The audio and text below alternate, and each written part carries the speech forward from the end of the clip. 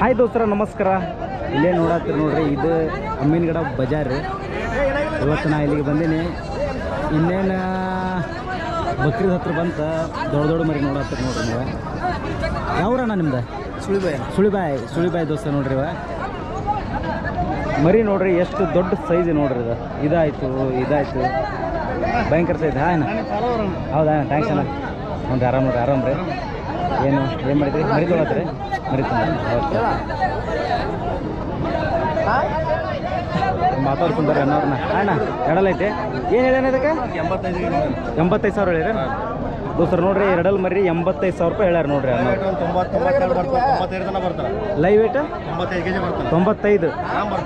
ಹಾಂ.